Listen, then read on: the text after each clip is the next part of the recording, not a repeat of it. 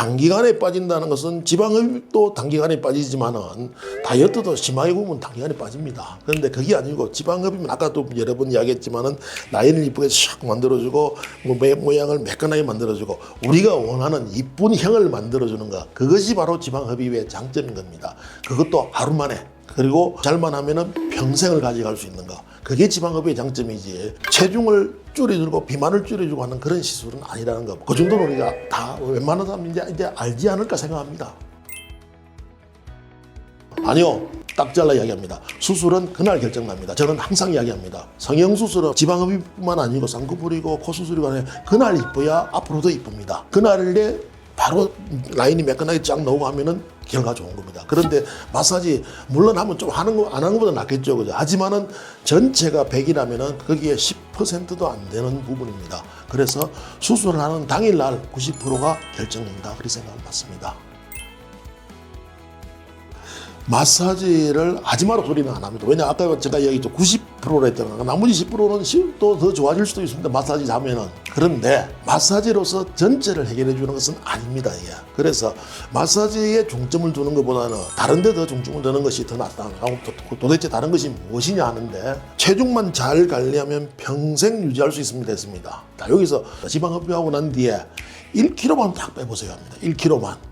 그 말은 무슨 말이에요? 1kg 뺀다고 뭐 확 변화가 오는 건 아닌데, 그런데 벌써 지방 흡입을 했기 때문에 라인이 잡힌 데다가 1kg까지 더 뺐다, 확 잡힙니다. 그런데 왜 그럼 0kg만 빼지 왜 유지하지 1kg를 하느냐 하는 것인데, 우리가 5kg 빼고 10kg 빼는 것은 한 달 만에 뺄 수 있습니다. 그러나 1년 동안에 5kg, 10kg를 빼는 건 힘듭니다. 안 된다 소리는 안 할게요. 하지만은 1년 동안에 5kg 빼는 거 굉장히 어려운 이야기고 10kg는 더욱더 어려운 이야기입니다. 보통은 한 달 안에 확 kg, 10kg 빼고 나면은 1년 후에는 보면은 5kg, 10kg 더 불어나 있는 경우가 흔합니다, 이게. 그래서 제가 이야기하는 게 방금 유지만 해도 좋다는 겁니다. 벌써 라인을 만들어 놨기 때문에. 그래서 1kg만 뺀다면, 오히려 1kg 뺀다는 것은 사람들은 아주 가볍게 생각하잖아요, 그죠? 그런데 그 1kg가 굉장히 좋아 보입니다. 1kg 정도는 할 수 있잖아요, 그죠? 맞죠? 그래서 1kg만 빼봅시다. 아니, 1kg만 빼면 0.1kg만 빼도 좋습니다. 지방흡입은 피부가 있고 밑에 근육이 있으면 그 사이에 지방층에서 뽑는 겁니다. 잘만 뽑으면, 요 안에서만 놀면 10번도 뽑아도 됩니다. 그런데 10번을 괴롭힐 이유는 한 번만 잘 뽑으면 되잖아요. 아니면 2번이면 되는 거고, 그죠? 그래서 지방흡입은 사실은 숫자의 횟수에 관계가 없습니다. 그러나 한 번만 하면 충분합니다.